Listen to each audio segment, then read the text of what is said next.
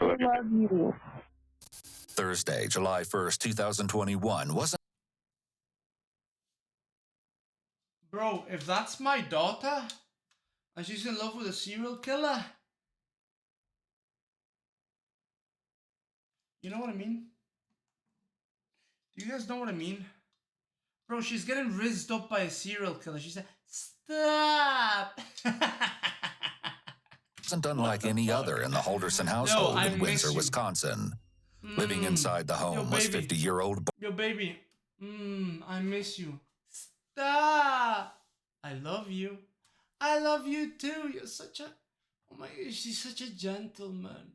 The way he carries people's heads after he chops them off.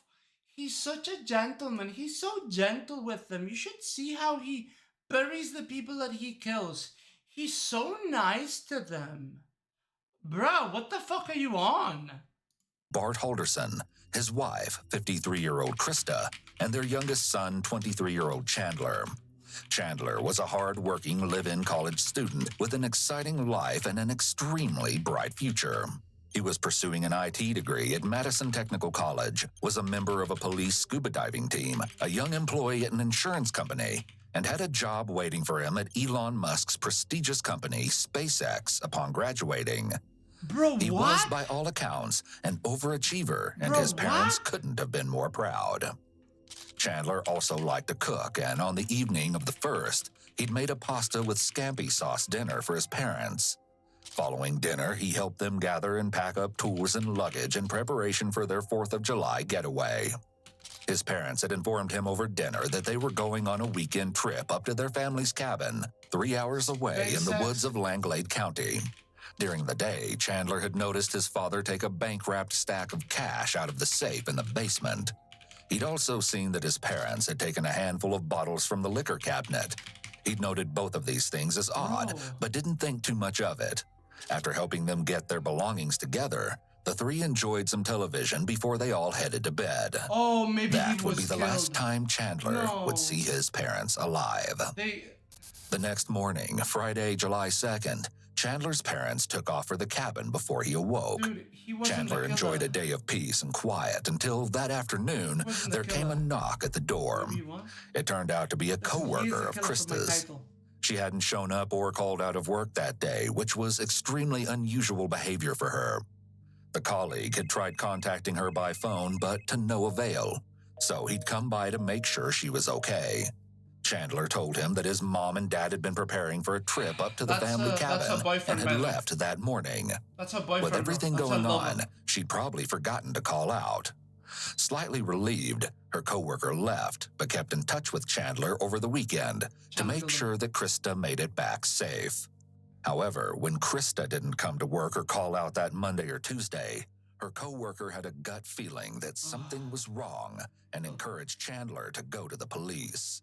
When they still hadn't come home by Wednesday, July 7th, Chandler took his advice and filed a missing persons report to the Dane County Sheriff's Office. He advised police that his parents had been driven up to the cabin by a mysterious couple. After leaving the police station, Chandler began desperately reaching out to people by phone and going door to door around his neighborhood, asking everyone if they'd heard from his parents. Difficult to track them down. Bro, there's no way he killed them, right? Anyone would have like security cameras and stuff like that. However, no one had seen or heard anything. The next day, July 8th, Chandler's brother Mitchell and his fiancée met police officers at the family cabin to search the premises for Bart and Krista. But instead, they discovered something rather odd. We probably could get in if you wanted us to. Obviously, there'd be some damage. We'd try to minimize it as best we could. Yeah, just get in. Yeah, no, I think that honestly at least makes sense at this point. Who gives a fuck, bro? Nobody gives a fuck. Just damage it. Stunk.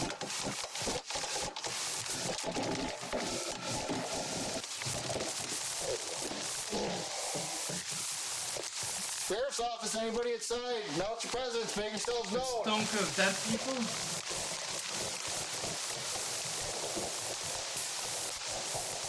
¿Sabes para qué rinde un sobre de Bro. Para pasar tiempo juntos y disfrutar de la diversidad de sabores.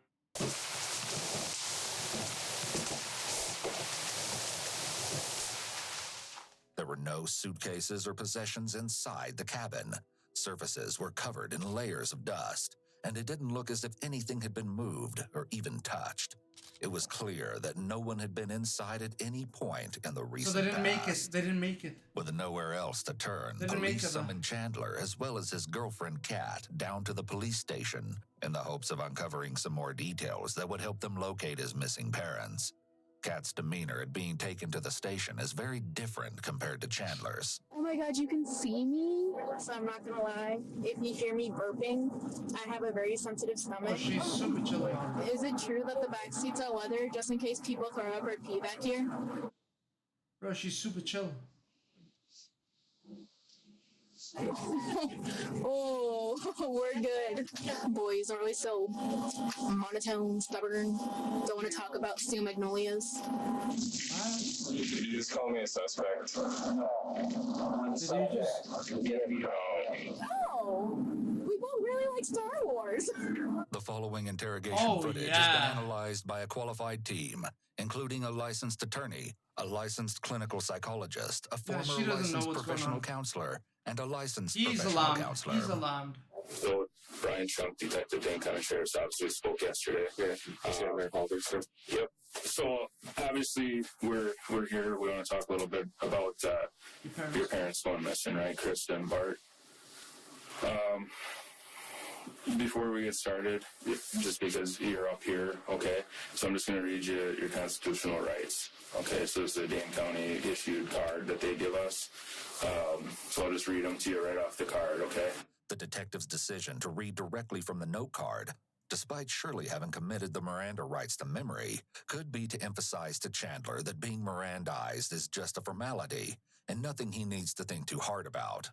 After Chandler has read his Miranda rights, the detectives jump directly into questioning. In missing persons cases especially, it's important. This seating arrangement is kind of weird. They're usually like one guy here and the other guy to the side of this. But this guy's kind of like behind him. This is putting pressure on him. Because it's kind of weird that somebody's sitting next to you / behind you. That investigators work with a But sense it's of weird because usually they want to like befriend you and then they attack you. But when this guy's behind you, it's kind of weird. Each minute that passes makes it less likely that the victims will be found alive. However, not taking the time to develop rapport with someone can lead to their anxiety level remaining high, which would make and them they're not more building closed rapport. This off. guy's behind him, Taking bro. a few minutes to put someone at ease and try to connect with them can end up saving a lot of time in the long run. Yeah. So you reported your parents missing. We got some information from you yesterday. So I guess if you want to start with, let's just go back to This guy's really close to him. Wednesday. 11 Wednesday. days. I was with my dad. Yeah, I remember it. It was kind of a bad day. Okay. Alright. I don't know why this guy's putting so much pressure on him. I don't know why this guy's like right here, dude. I actually don't. It's been 7 days since the parents have gone missing. Bro, they're probably like dead. There's no urgency anymore. They're dead. Right? 7 days. Nobody knows anything about them. No, pressure always wins. No. No. They're not supposed to do that, dude. They're not supposed to do that. Because they shut the fuck up, and then what happens is they want to talk to an attorney. You understand? Like, they don't feel safe, and then they don't want to speak. They don't want to keep talking. And what you want them to do is keep talking. And when they keep talking, you're like, wait a minute. You said that you saw them yesterday. So why did the other day you said you saw them 3 days ago? Oh yeah, because of this and that. Wait, okay, you were in a car driving. Didn't you say that wasn't somebody else driving? And that's how you catch them in lies, right? Because you need them to talk for them to lie. And then once you catch them on a lie, that's when you press them. That's usually what they do. I tossed the ball and I smashed the glass. Okay. With the door fell. That set my dad off. And we tried to clean it up. I don't know about him, but I got injured. But he was mad. He didn't really talk to me too much that day. You got injured. By the way, a detective at my house said something's happened, and while we were leaving, people were going inside. Is there a warrant for my house? Can they go in?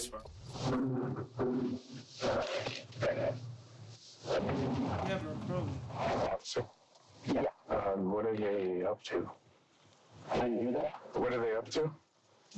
My guess is they want to just ask some more follow-up questions and stuff. No, they went into the house. They went into the house. Yeah, bro, they're trying to find your parents. This one behind it. Officer Haley just like walked pretty much in to the gate, the gate on the outside. She just kind of walked in. I was wondering if everything's okay, because she said something's happened. Okay. And we need to go down. All right. I'll find out what that's about. Well, has anything bad happened? Not sure. Bro, your parents have been missing for 7 It's definitely days. strange that Chandler would suddenly inquire about a warrant. He looks at the detective with a more stern Anything bad countenance when asking this happened? question. I don't know, and makes buddy, what your appears parents to are be gone. direct and sustained eye contact. While sustained eye contact is more of a sign of dishonesty rather than honesty, and looking away periodically can be due to accessing memories, Chandler's almost constant looking away is atypical behavior and suspicious. Just like how his sustained eye contact is a red flag, the awkward, sustained, almost complete lack of eye contact would raise concerns. Here, his eye contact has nothing to do with trying to look open and honest, and everything to do with seeking out any emotions or clues in the officer's face as he responds. For now, they shift their focus back to getting a timeline for what Chandler did on Thursday, July 1st, the last day he'd seen his parents. It's Thursday morning. You got them down, dude. I wake up. I kind of just stay in my room Question on my is, phone. how?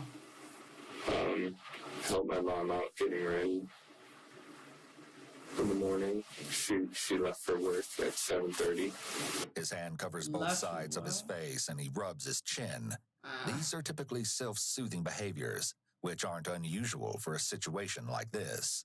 Most people in Chandler's position would be anxious. Bro. The pressure from the rubbing is comforting, and his hand and arm serve as a subconscious barrier between him and the detective he's talking to. And the detective is gonna go like speaks this very too. slowly, even when describing routine activities like helping his mom with chores before work. He appears to be thinking a Usually what lot they do, and they often mimic them. stares blankly at the floor, as if So in they a feel, daze. This is a common symptom of emotional cutoff, which They feel results like when a hurt person or is under whatever. high stress or has The cops experienced a mimic them a traumatic lot. event. Emotional cutoff is an adaptive response that allows a person to better cope with intense situations without falling apart They're like, or hey, having we're an in emotional here together. breakdown. We're in the same team. Since Shit. Chandler was frequently with his girlfriend Kat since Friday, detectives are interviewing both so they can uncover any inconsistencies. She looks like the actress. What's that actress? Aubrey Plaza. She looks a little bit like Aubrey Plaza. Between their stories. If their Audrey or recounts of Aubrey, the I past don't know. weekend don't match up, the two are going to have a huge problem. Oh, there's a Pooh Bear? All right, you can play with it if you want to. Don't twist my arm. All right. Dude, she's so happy. Oh, it's right over there if you want to. Oh, I can get them.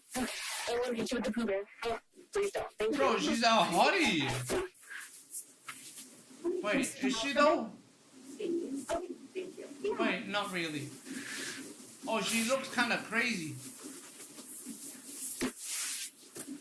Her response to seeing the stuffed animal, then proceeding to cuddling with it on the couch as if she's lounging around her own home, may be Bro, she's so indicators of chill. emotional immaturity. When someone doesn't show an appropriate level of concern during an investigation, detectives can interpret this as a red flag. Kat sits alone in the interrogation room for about 20 minutes, Bro, I'm not gonna looking lie. as if she's battling fatigue. I Detectives finally enter, Listen. introduce themselves. If I was gonna get interrogated, alright, and I saw a Pooba, yeah, I'd do the same. Does that mean I'm immature? And make her a generous offer in the hopes she lets her guard down. So this is George. He's one of my partners. Anthony, the one that you spoke with me yesterday, he's off today, so you get George. I don't know if you're hungry, buy you 2 cookies. Is there chocolate? One has chocolate, one doesn't. I wish. Are you really? If I eat it, I'll just projectile vomit. Oh, please don't. There's a too emotional also vomit. So. I know one sprinkles, but you know what? I can put them here if you want it. You want it? That one has chocolate. This one? This one. Oh. I was like... You sure if you want that one? Kat seems to be in a much softer Bro, I'm not interrogation gonna room lie. than Chandler. Soft interrogation rooms What come the from a fuck is trauma-informed this, bro? perspective. When family members, children, or victims of assault need to be questioned by police, they may feel safer doing so in a space Dude. that feels comfortable, especially compared to a bare I interrogation kind of like her room. attitude, In bro. a regular interrogation room, detectives want the suspect to rely on them Am I getting rizzed up by a girl who likes serial killers? What the fuck? to provide comfort, such as compliments, food, cigarettes, attention, rather than the room Wait, hold on, how itself old is she? providing comfort. So... Wait, how old is she? Some of it is going to be repeat. I just better not want be to 16, make bro. sure that I'm really understanding You better be 18, everything. So, 19, 20, again, 21, give me your please. time. She was kind of young. 20. Thursday at work. Yeah, I think. That's when Chandler told me, I think it was Thursday, that his parents were going up to the cabin with some friends. So he was going to be at the house with the dogs by himself all weekend. Went to sleep. Friday morning, I woke up. They had left with the stuff was all set out. I remembered the cast. Alright, so Friday during the day, I just played video games, kind of. Yeah, then after work. Same thing I do, buddy. Same thing I do. That was the day Kat came over. After whose work? Kat, she has 5 her work. 5 is her work when she was off. When she came over, she, I believe she stayed with me on that couch that night. Woke up. Got ready for work. Went to work. She looked at the camera. We planned that I was going to go over there and spend the night. Just hang out with him and the dogs. So you went to this party? You went to Hang out with him. We all know you were fucking. To East. Don't lie to to my me. mom's house. To grab the hydrogen peroxide and the Swiffer because Why? Chandler broke the glass of the fireplace and cut Boom. his toe, so we wanted to Boom. clean that and then clean up the glass and blood. Bro, that thing, me doing this, bro, it was a legendary video for John Zerka for his birthday. I did a legendary video for him, dude. For his fucking birthday, because Ink Bites asked me to do one, right? And then he got fucking banned on his birthday, and he never saw my video. I'm so fucking sad. I'm actually, bro, heartbroken. Probably noticed that Kat is eating her cookie extremely slowly. That fucking This sucks. is significant because if you remember, Nope. when the detectives first offered It's Kat kinda the funny. cookies, she told them that she has a chocolate allergy. She But she's claimed not. that she'll violently But throw she up hasn't if she thrown up. eats it. However, between the sprinkle cookie and the chocolate chip cookie, she chose the chocolate one. This may explain why she's holding on to it for so long and taking such tiny bites. She could be trying to avoid the chocolate or ingest only little bits of it at a time. She's avoiding You'll chocolate. later see throughout the interview that she pauses multiple times, reporting the urge to vomit. Her choice to take the chocolate cookie, though, was unusual and could be a possible indication of attention-seeking behaviors. So went to Chandler's. And then I was there, and then I left in the morning because he wanted to do chores. And Oh, it then is before. Okay. I know what time around what time I was home. Took a picture. And so on Saturday, I was with my dog at 8:53 a.m. So did you see the fireplace? What did it look like? Oh, broken. Okay. Broken. It was like one pane, I think, on the left side. Yeah, okay. And did you see like the blood in the glass? Was that all picked up? It was pretty much all picked up, except like a little bit of glass was still there. Honestly, I didn't see like a lot of blood, but probably because it was only a cut on his big toe. Oh. Yes, Oh. And blood was by the Okay. fireplace, I assume? The blood was by the fireplace? I think so. I like see it, you know? Oh, you didn't see the blood? Wait, you didn't see blood? Honestly, I didn't see like a lot of blood, but What? It's Sunday. It's the 4th. In the morning, I'm a little worried about my family. I think I called my mom. Oh, throughout I've called, I don't know the times though. Throughout the weekend, I mean. But I called my mom, I believe, in the morning or along those lines, and I get a text from her. It was a text message, it wasn't even an iMessage, so I assumed. She said White Lake today.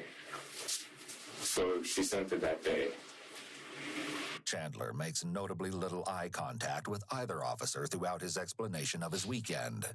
Occasionally breaking eye contact is a typical sign of one's attempt to access memories. But Chandler is mostly staring down and away from detectives, only looking up at them every now and then. Also, the way Chandler backtracks here sounds as if he made a mistake by indicating to detectives that he only contacted his mother on July Detectives usually 4th. don't read into He that felt the stuff, need to from clarify what his I've seen. statement, a They- sign they that there's work something with of lies possible that interest people here. I called Dan that Sunday. Or Asked walking him what things he's back. up to, if he wants to hang out. And they check I multiple don't like being sources. alone at the house. They don't pay too much attention on did he look like, did he look right, did he look... Yeah, okay. He invited me for Everybody's fireworks. different. Some people It might be is- extroverted, It was introverted. Saturday. Some people might No, be super This is shy. Sunday. This is Sunday. So I Somewhat went autistic. to Cat's house. They don't look at you in the eyes, shit like But we that. ended up not eating there. We went to Chris's house. Kat and I rushed back to my house, let the girls out, and we go back straight to the farm. The farm is Cress's home and property. It's a large plot of land that features Cress's house, fields of crops and plants, a big barn, and an above-ground swimming pool that Chandler and Kat frequently use. After enjoying a meal at the farm, the couple traveled back to Chandler's house around 7 p.m. They fed his That's a dogs and big took them house, outside, bro. tackled a couple other small chores. Then they made their way to Dan's house to light fireworks and spend the 4th of July holiday together. After a fireworks show that nearly caused a bushfire, the pair decided it was time to call it a night. They went back to Chandler's house and fell asleep together around 10 p.m. Kat tells investigators much of the same thing about her holiday. When you say you went home, you went to Mom's. your mom's. Yes. Okay.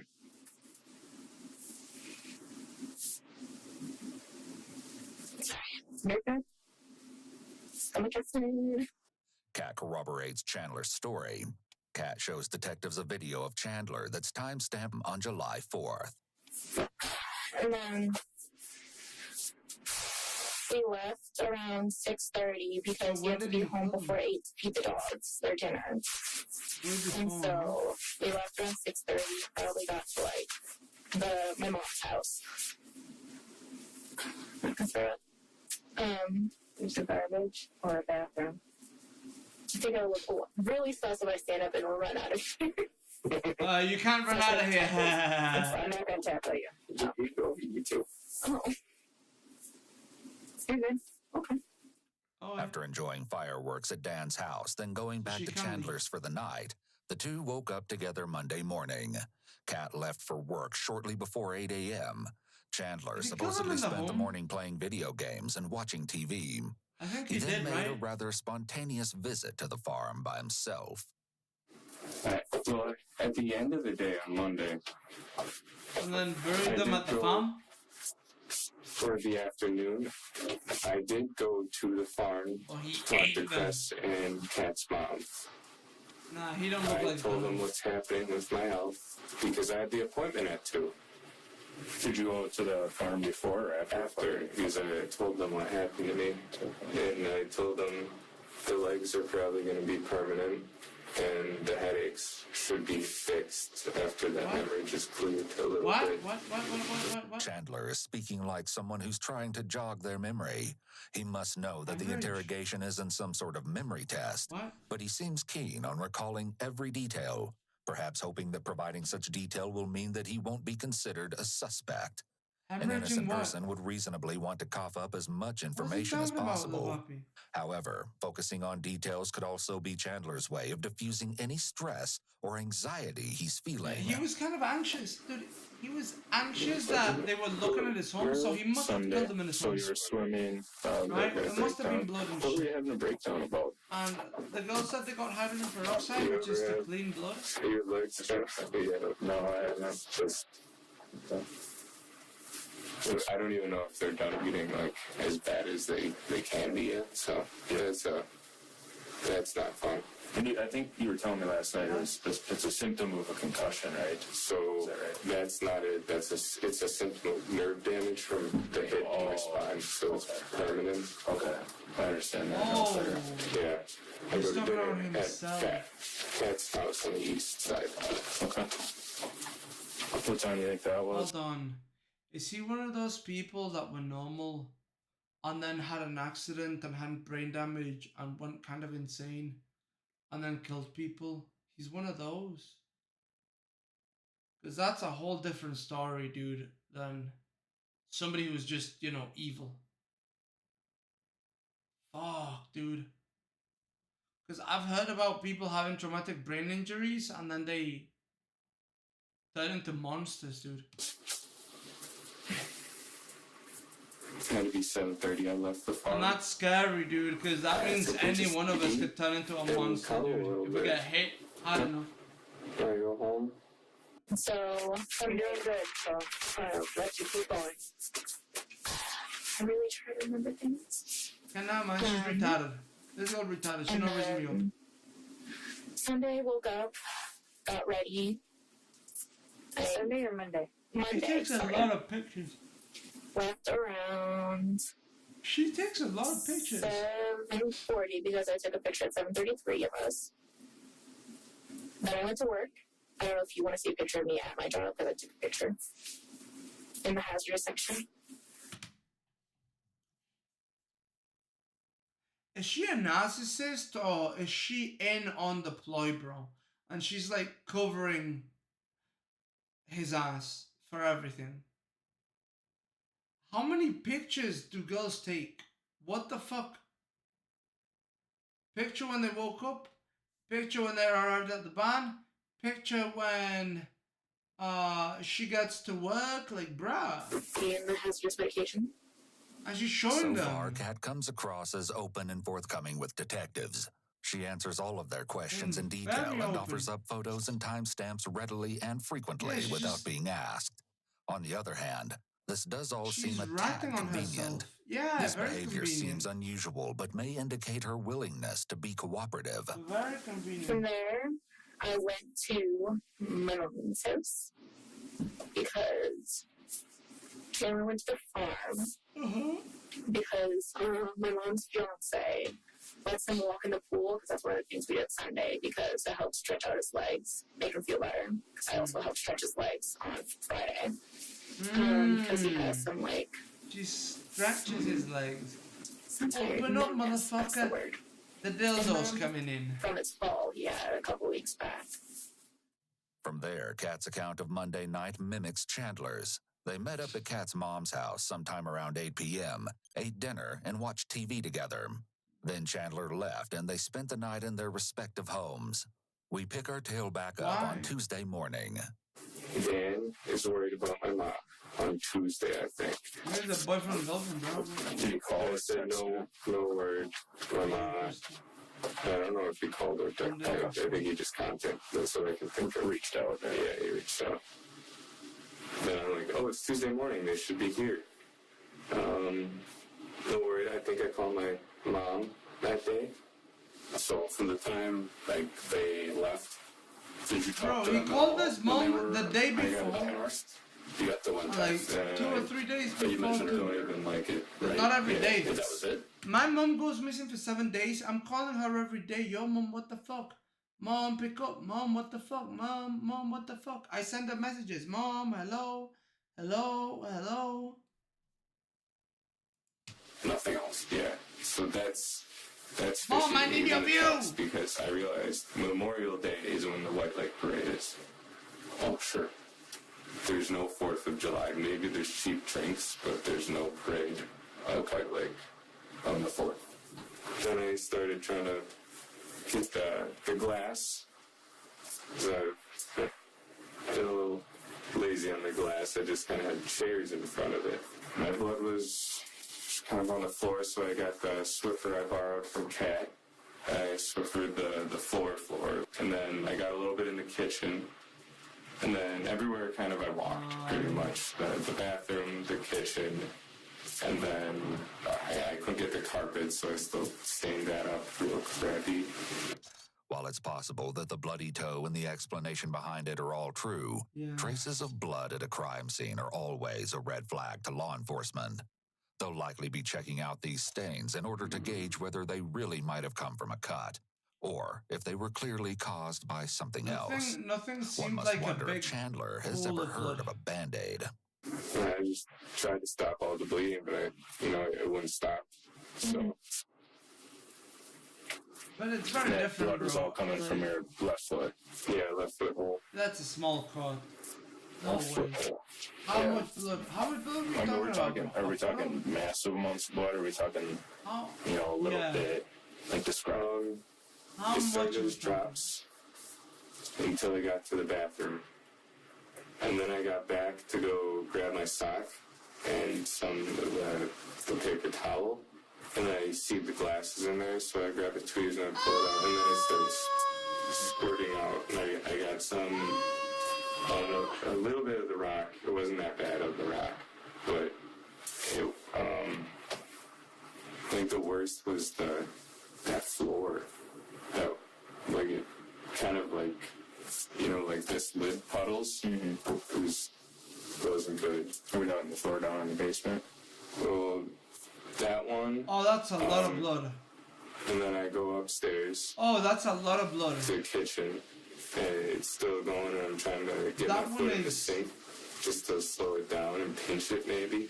Are we sure it's your leg, Chandler bro? continues with a highly detailed Are we account sure of that's his every that's your move. finger, bro? He's sticking to his strategy of providing a description of every single step. Killed him in the basement. However, his constricted emotions and facial expressions make it 100%. difficult to read whether this is a symptom of anxiety or a genuine attempt to be helpful. What's work today for only 30 minutes? Why only 30? Because you guys told me. Okay. Why? I'm an emotional person. That's what you're crying about.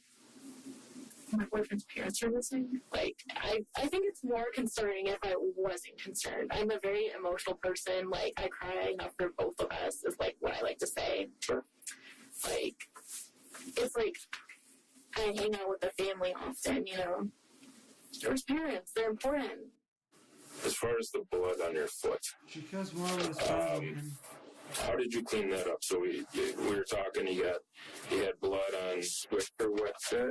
Okay, Swiffer wet jet. And where did you get that from? Cat let me borrow it. Where's it at now? I returned it to Cat. And did you use anything else?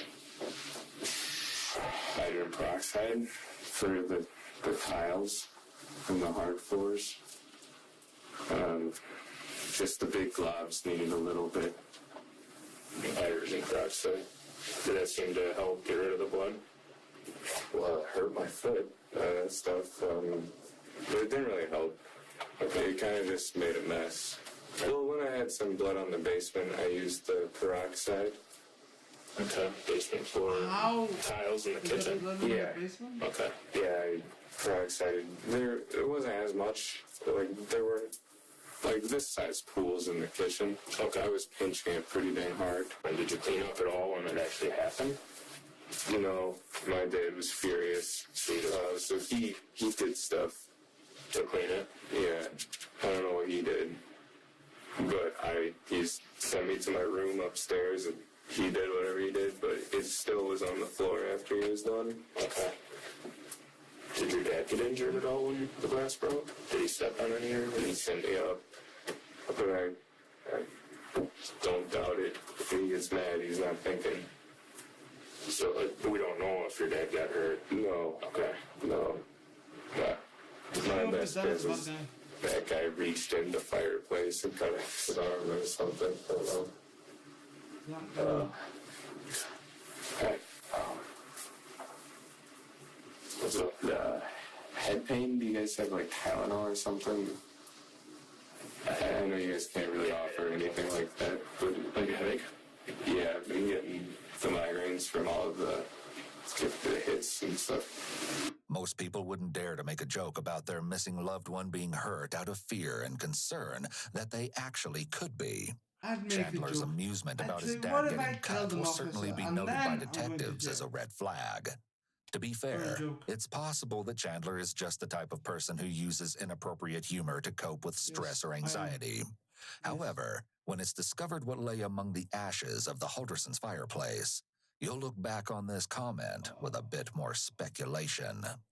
And then I go to the police station because I asked her. He burnt them? No way. He incinerated them? No. No. Shut. No way he incinerated them. No way. No way, Jose. No way. You need way higher temperatures. And then he would need to crush the bones. He would need to crush the bones, dude. Nah, he didn't. When should I make a thing? Point period that. You would need to crush the bones. Don't worry, sir. Wednesday morning, you said you went to the police department. Yeah, to make a. No way. But it takes a lot of time. Talk to him about my parents. And then I met with 3 sheriffs. Chandler's show of emotion is sudden and brief. The nature of his display calls into question whether he's trying really hard to keep his composure, or whether this short demonstration was merely an affectation. There's also a third theory. Chandler's agitation might not concern his parents' disappearance at all. Chandler was surely trying to say missing persons report, but he couldn't seem to remember what it's called, no matter how hard he tried. How's Chandler been? Like I said, he's not really, he expresses it in a different way. Not like the biggest emotional person, but like, I guess like when I look at him, it's different when other people look at him. Like I can tell it's really hard on him. And like, he just sits there and dissociates and like paces and like, you know, just sits there like, where are my parents, like a shell.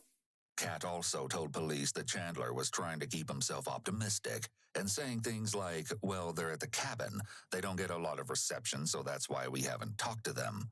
As well as speculating that maybe their phones died and that was why they haven't heard from them. That's possible too. So his brother is there today. He leaves. That's possible To go too. to the cabin. Yeah, what does Chandler want to do? They never made it. They never made it to the Does cabin. he want to go up to the cabin and help his brother? What's he thinking? I asked him that when I was on the couch. I was like, why don't we go up to the cabin? Because like his fiance and him were going. He's like, well, I can't drive. I'm like, well, I could have drove. He's like, yeah, you could have. He's like, but I don't know if they need me in Madison for questions, which clearly you guys did. And like, and I also need to be with the dogs. So then I think he went to his neighbors to see if they had like any like a Ring camera and if there's like footage that might have caught the car, and they said they already handed it over to the police. When he came back, I was in the backyard playing frisbee with the dogs. Fancy security system. I was wondering if you were able to capture the road or my house. The police actually came and downloaded everything they have. But it's actually my sister's house. Oh, okay. Yeah, so they were here, I think, till like 9 o'clock last night and downloaded all the video she got. So we're hoping that... Yeah, did it capture anything on... We don't know. They just took a copy of everything, and so we're hoping... Wide angle lens? Yeah, and it's all... Be able to get it. Yeah, and it's all HD, and then I think there's one... Especially in the dark, it looks like it has a little bit of night vision. Yeah, and there's one on the the corner of the garage, too. Bro, that woman doesn't you guys know went in she's the house talking to a after checking fucking for the rape. killer. A parent killer. He was like, I don't know, I guess a little relieved that they had a camera and they already handed it over to the police. Like, he's really concerned about his parents. He was definitely concerned based on a call he placed to the sheriff's office before his interrogation. A little confused. I got 2 squads parked right outside my house. They're not really canvassing, they're just kind of sitting there. Is everything alright? Yeah, I mean, they're in the area doing canvassing, and they're also probably doing a shift change right now, getting our second shift crew on around 3:30. Oh, there's 4 now. Oh, he's getting nervous. That we need to know. Oh, he's getting Do you know of nervous. anything? So, I don't know. It's kind of stressful. Bro, if they found a body, they'd tell you, no? Right? It would be extremely inhumane, no? For the cops to find your parents' body and not tell you because they want to find out if you're the killer, right? Sorry, so there's nothing Maybe new not going telling on? you is best, Not that I'm aware of. so you can speak and fuck yourself. But in addition to his concern was his notable level of apprehension, and the source behind it would soon be I think I'm not uncovered. telling you is Is there better any than reason to that. believe mom or dad's blood would be somewhere in the house? That they've been injured at all that you're aware of? Well, my dad scratches his psoriasis till he, like, gushes blood. Okay. Gushing, describe gushing to me. Enough to run down your leg, like, like cover your leg, I suppose, like, he has it on his knee. So he does this, it just drips down. I ask him to stop, but he doesn't do it when he's stressed out. Yeah, he just kind of like, it's his tick. Yeah, probably itches. My mom's blood, just from her bloody noses she gets sometimes when she wakes up. So that's why we've been doing the humidifier and dehumidifiers. Yeah. Probably downstairs. You get the. We have to do multiple of them, but she can't be in the living room too long because that's a dehumidifier. So And if she she's does, her sensitive. nose gets bad. Not like a regular one. She gets Why it would she bad. want to go to a cabin? We begin to see some variance in Chandler's facial expressions and intonation. He's really dramatizing his description of how his parents' blood could be present in the home. In reality, neither the scratching of the psoriasis nor a nosebleed are enough to produce noticeable pools of blood. He might think he's being helpful and convincing, but he's actually coming off as quite suspicious. The fact that further investigation revealed considerably large traces of blood that had once been on the basement floor inside Chandler's home doesn't help his argument. In fact, it seems as if he might be trying to explain away why there may be a lot of blood found inside his house. Oh, that's We a have a shit good ton of blood. relationship with mom and dad. Like, he's introverted and, like, doesn't want to hang out with his parents. He'd rather video game on his computer. It's a good relationship, nothing, no problem. She's mad because he doesn't fuck her. He plays both Warcraft and He still owed them banging money, her. but he paid them back. I told you that already. And that's why I was I brought don't over know. during the weekend.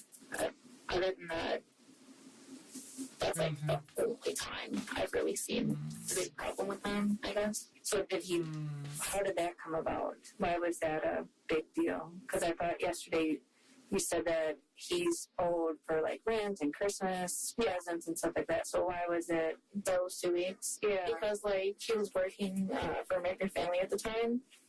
And, like, there was, like, problems with HR and how they weren't, like, paying him.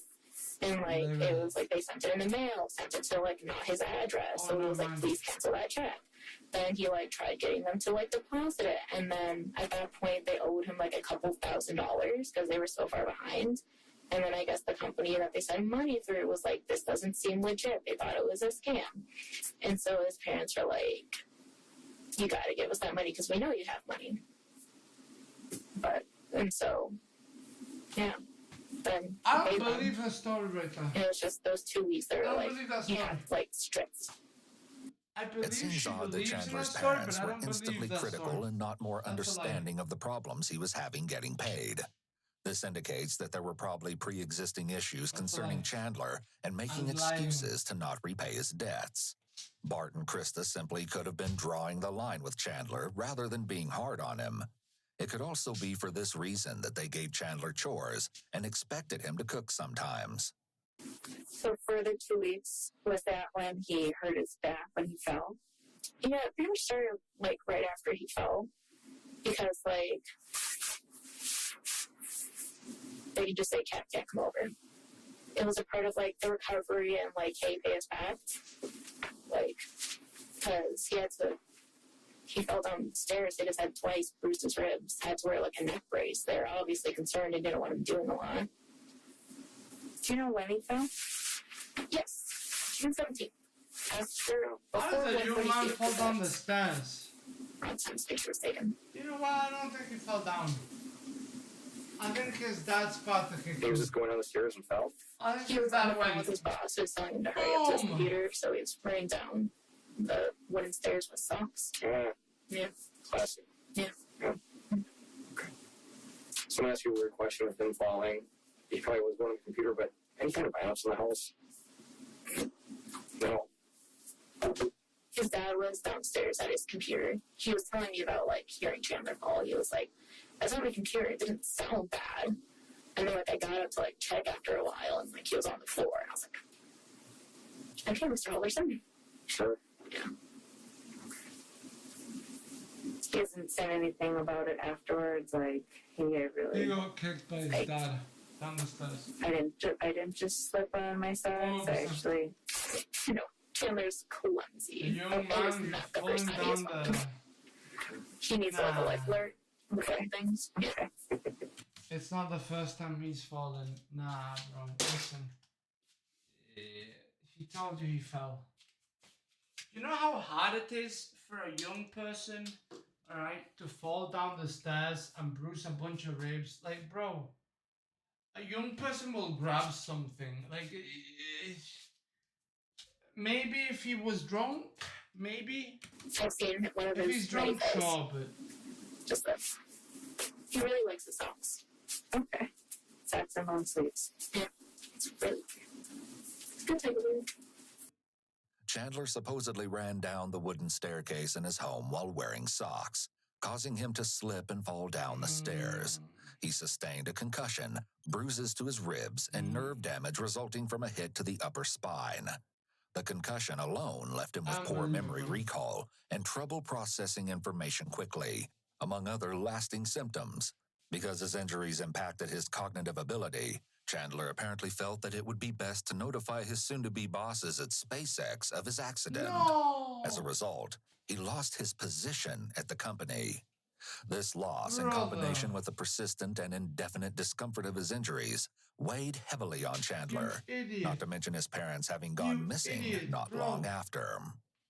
It certainly sounds like an unfortunate... No, bro. What you do is you work for SpaceX. What you do is you work for SpaceX, and I'm like, guys, you know what? I had an injury, boys. Boys, I had an injury. Can your fucking thing pay it for me, please? That's what you do, bro. You scam SpaceX. You don't call them and say, hey, by the way, I fell, and I think I might have a little bit of brain damage. So, if you guys actually call me, guys might get half of me. case, and while the circumstances surrounding his termination are disheartening, it seems odd that Chandler would voluntarily give up his dream job, seemingly prematurely. If he really did have his future mapped out and it all hinged on this job, most others wouldn't have given up without a fight. Yeah. However, Chandler essentially just forfeited his future position. What about Florida? So that's where SpaceX was. That's where he was supposed to go. What was the plan? Go down there? You too? Okay. So what did that mean? Because obviously you have a job here. So did you have a job lined up? Or we're just gonna transfer to, I'm not trying to say FU, but like FU Florida University, because they also have a pharmacy school down there. Of Call getting the 50 crazy girl. notifications because people are reposting the Dane County Call Sheriff's the crazy girl wants notes to be a about them, pharmacist. and we've just been messaging people and people have been noticing. They're like, "Hey, are you guys okay?" And we're just like repost or tell people. Sure. Yeah. Boys, I'm not gonna lie. Of course, can go down there. I'm following She this. just have No. everything. She's not a killer, bro. Well, I don't know. She might have helped him. He's the killer. He killed his parents. And then he's in jail like this. He's in you're like, hey, baby girl. Yo, I miss you. And she's like, oh my God. Don't say it like that. Yo, baby girl. I love you, baby girl. I love you. Oh my God, I love you too. Yeah, she's that type of girl. The first thing that we saw was a phone call between them when he's in jail and she's like calling him and she's like, love you. And he's like, love you, bitch. Yeah. So no, she's in love with a serial killer. Well, not a serial killer, but a killer. She was supposed to leave the Saturday of the fall. So happened on Thursday, Friday. He's supposed to leave Saturday morning. We were reviewing the grease and lips then and shit. I was gonna leave at the end Grease or is middle of fantastic. August because I want to be here for my birthday. Oh, it's a big one. 2,000 here. Oh, Gonna get crunk. 21st birthday, I guess. The tragic fall ultimately cost him his job and his future among the palm trees. Perhaps this was just a coincidence, or even a fateful stroke of bad luck. No. Or maybe the fall is just a small part of something more convoluted. His dad kicked him. Detectives would discover the truth soon His enough. dad, listen, his Did you dad. guys have like a place that you were gonna? And then he said, you know what, bro, you kind of ruined figured my out? life. I'm gonna What kill were you, you gonna say? bitch. Just like Get gun. Okay. Did he like already sign the lease and stuff? I think so. Yeah. Before Chandler lost his job, she was supposed to be moving down to Florida with him in early August. It's odd that her big move across the country was just around the corner, and she had absolutely no idea what apartment they were moving to, and no confirmation that the arrangements were actually in place. Mitch hasn't been in the cabinet in a while, right? Today. Well, today. Yeah, I couldn't say he's been there. He didn't go last year. Okay. Does he kind of do his own thing, or? Mitch hasn't lived with us, or, like, he's got a family now, a dog, a girlfriend, no kids, but cool. He's kind of, replaced him. how it is with brothers. Yeah, he's still a good coot. Got a feeling myself. Yeah, alright. I've started thinking about that myself, that my parents are trying to figure that out with me. Mm-hmm. It's normal for a young person to receive help and guidance from their parents, but Chandler sounds more like he needs his parents to hold his hand, which is indicative of severe emotional immaturity. Although many young adults may live at home for a time, they should be working towards financial independence. When someone is happy to mooch off of their parents or another person with no long-term goals for themselves, this can be a red flag. In fact, living a parasitic lifestyle can be a sign of psychopathy. Am I a psychopath? Another sign of Chandler's immaturity was that following his parents' disappearance, it was noted that all the couches in the basement were pushed together, and when he was asked why, Chandler said that he had made himself a fort to sleep in. He made himself a font, bro. What the fuck? Okay. They got all the background, I think, right? Yeah, I think so. So, I think it's time we start talking about what happened to your parents. Oh, Like the truthful version. on the bone. Okay. Oh. So, we have like 20 pages of writing. We're going to start with a clean, white piece of paper for you to start telling the truth. Okay? Because listen to me. They found the bodies. Confronted with a change in the detective's tactics, Chandler immediately sits up and leans away from the detectives. The detective's choice to cut Chandler off before he could say anything is actually a move taken straight from the Reed technique. In this style of interrogation, the detectives are advised to immediately cut off any attempts to lie, so as not to allow the suspect to entrench themselves in that lie. In this case, detectives knew Chandler's first instinct would be to try to scramble his way out of this and quickly shut him down. In the chimney. Is he being interviewed too, or is he done? Honestly, I'm with you, so I don't know. You have my attention. So there you go. Oh, There you go. With all this questioning, I love it. Kat must be adding things up and possibly realizing that Chandler may be a suspect. If she isn't concerned by now, she definitely should be. She doesn't give a fuck. This is the only chance you're gonna have to tell us the truth. Okay. Listen. Oh yeah, they can't tell found you the what we bodies. know, Oh yeah. but we know you're not telling us the truth. We know your parents are no longer with us. Okay, and we know the reason why. Tell Fimo. Chandler appeared taken aback by the detective's statement that his parents were no longer alive. This is less likely shock at finding out that his parents are dead, and more likely the realization that the jig is up. Officers actually do have proof of his involvement in what really happened to Bart and Krista. Unfortunately, the clues the police managed to dig up tell a morbid tale of the happy couple's last moments. Chandler isn't the only one under suspicion. After all, Kat was with him frequently throughout the weekend. If detectives were also able to find proof of Kat's involvement, she might have a similar conversation waiting around the corner for her. One reason the investigators may be suspicious of her is that while Kat's mother Dolce was a trainee at a public safety commission, she was overheard talking on the phone to her daughter. The instructors at the event claimed that they heard Dolce say to Kat, "But you were not home that night."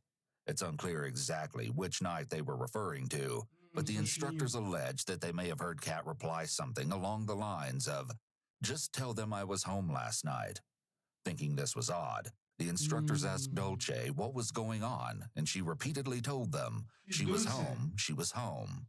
It's important to note that it can't be confirmed what was actually said on the phone call. Still, the instructors told the police what they believed they had overheard.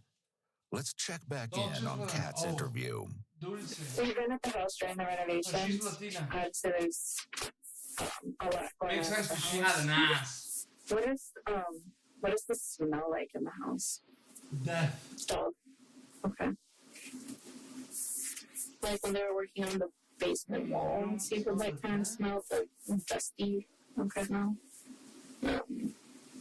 There's a fiery smell on Friday because when he broke the when glass thing on the fireplace, like ash, was like exposed. Yeah. Okay.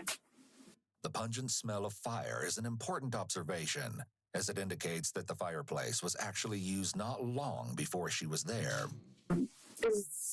Can I talk about any firearms that he has? I know they want me to believe that he burnt the bodies. What is that? I don't see that happening. He'd have to chop them up. Because the fireplace doesn't look big, he'd have to chop them up and then put them in. And then crush the bones. Bro, okay, we need to tell the truth. Listen. You need to tell the truth about what happened. And just tell us what happened. That's a lot of time, man. Okay. How much If time something did happened, if you were defending yourself, or if you just got fed up with stuff, kill them, you need to tell us the truth. You burn them, and then you crush the bones. Chandler Bro, exhibits that a significant amount of anchor point shifting here, indicating that the detective's pressure is starting to make him feel anxious. One that's small. This is an important cue to the detectives that if they keep pushing, he may get to a point where he will open up and be honest soon. Like 3 hours. This is your chance to tell us why. And they do it with machines. I'm not BSing you. So, okay. if it takes them 3 hours, So can we it's do gonna that? take Okay. triple. Lawyer. Ooh. I'm sorry. Say that again, lawyer. Yeah, because they're. You want a lawyer? Yeah. Okay. Okay. So. Oh, but let me get some water. Oh, he knows he's fucked. Oh, yeah, he's fucked. Oh, yeah. Chandler has clearly just invoked his right to counsel. The questioning at this point needs to stop. He seems to have resorted to asking for counsel because he was being confronted with evidence contrary to his statements. So how did you find out that the parents were not, that they were late? Did he tell you? Yeah, we text like all the time, or Snapchat all the time. Not really text, both. And I was like, hey, like, have you heard from them? He's like, no, not yet. I'm like, okay, well, has Mitch heard from them?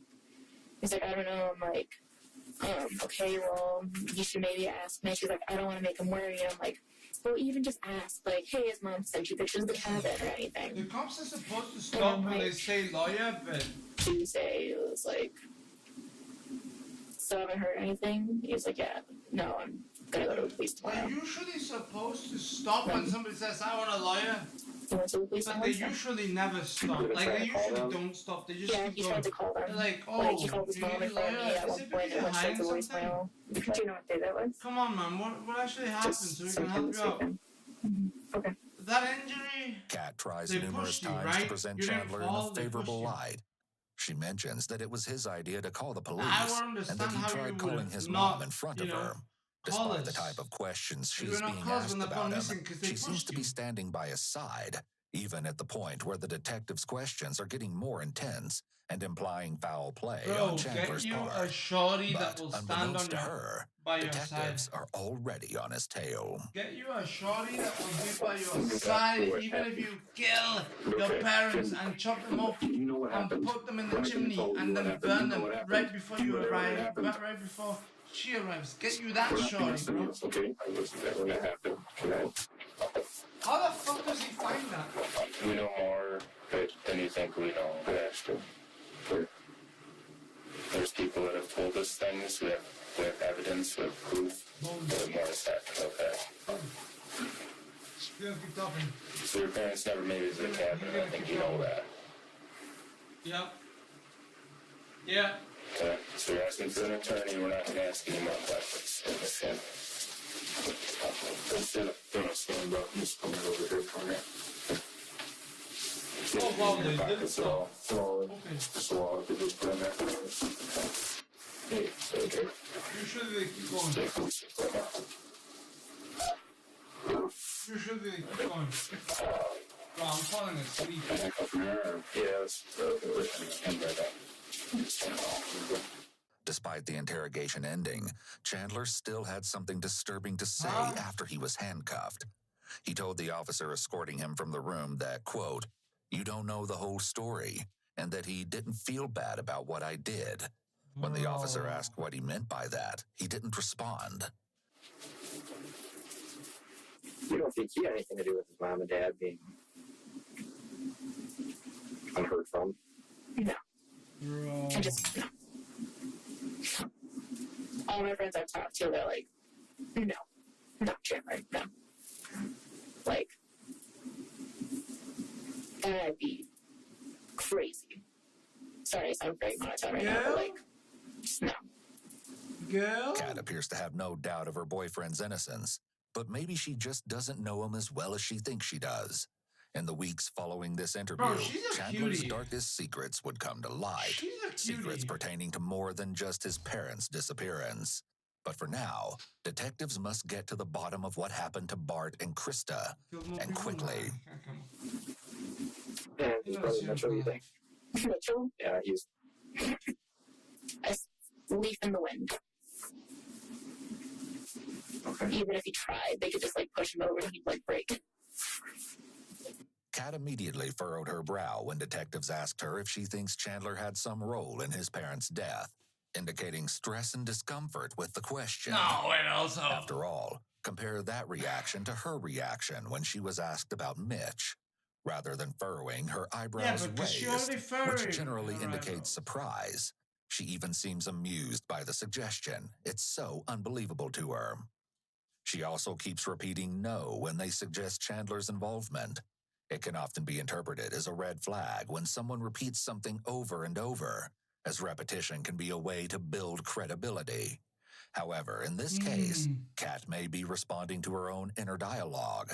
The thoughts that must be running through her head are unfathomable, and it's almost like she's trying to convince herself that there's no way he could be capable of that.